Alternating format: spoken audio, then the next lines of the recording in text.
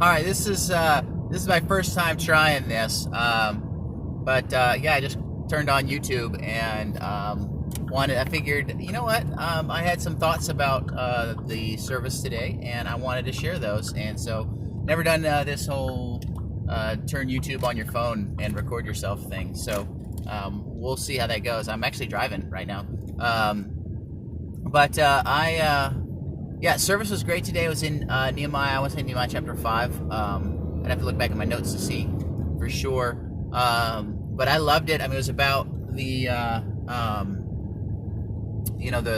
rich Jews, oppressing, not even really unfairly oppressing the poor Jews, but when you considered the overall mission, there was tension between them, and because the poor Jews, everyone was given all they could, and the poor Jews were having a greater impact.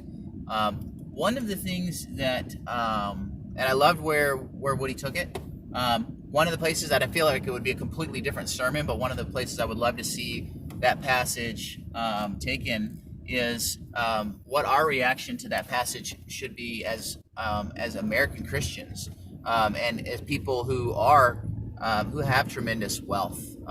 Because if we look at that passage with just our purely capitalistic eyes on, I mean, in the law of supply and demand, like, these people had great need, and the money that the rich people were loaning the poor people was particularly valuable in that time, and so they were able to charge a premium price and charge a good interest on their investment, their loan towards these people. And so if we look at it from the capitalistic standpoint, it seems like the rich people weren't doing anything wrong, but if we look at it from the point of view of the mission, and the mission was to recover Israel and to rebuild this wall around Jerusalem. Well, then their capitalistic tendencies were interfering with the mission, and there have been plenty of times when we've seen that, in the history of the United States, where the government had to ask, business, hey, we need you to live a certain way, or rationing things in World War II, things like that. I wonder, like, in World War II, even though somebody might be able to afford more gasoline, right? There was a ration on how much you were allowed to consume. And what if, as Christians, especially American Christians, even though we could afford more resources or more spiritual experiences or more whatever, what if we put a ration on ourselves about how much we were going to consume? Because when Woody made the point that church is like a football game, and a pro football game where there's 22 people on the field who are sorely in need of rest, and 22,000 people in the stadium who are sorely in need of exercise.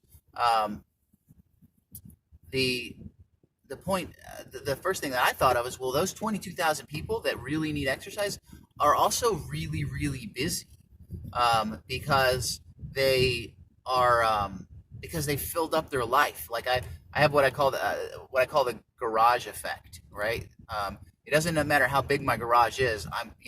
Unless I'm very intentional about it, I'm going to fill it up, right?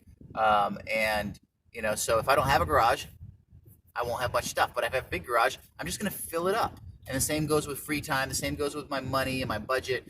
So I actually feel like part of our overall strategy as we move towards becoming more missional, taking greater ownership of the mission of creating disciples. I think part of our strategy definitely needs to be the way that we are spending our time and our money, and making deliberate choices to live well beneath our means, both in time and money, right? To not overcommit my budget, to not overcommit my time, so that I have the head space and the emotional space and the energy space that I need, or that my family needs, to, one, serve at home and to be the father that I need to be, but two, to also have the space that I need to disciple somebody, or to be discipled, or both. So, and as Christians, or as Americans, that's almost antithetical to the American dream, which is, I need the bigger house, I need the bigger car, I need the, like, that's my status. That is when people will know that I have arrived, because if we look around the if we look around our world, right, the most common monument that we see are houses, right? The monument to my own greatness, right, is the size of my house, or the cost of my car, or the, right? But like, and so we have, like, why am I getting this big thing? Why, right? Because, so I can establish my greatness in this world, which is all going away. Okay, sorry, I'm getting off on a different tangent, and I don't need to, didn't mean to do that. But I just wanted to share that, because that was one thing that I saw in Nehemiah 5 as we went through. In addition to, yes, we definitely need to be resolving the tensions between us, because more faster than anything else, that if unresolved tensions and conflict between us in the church, we are going to undermine the church. Without a doubt, that is by far the most important thing that can come from that passage.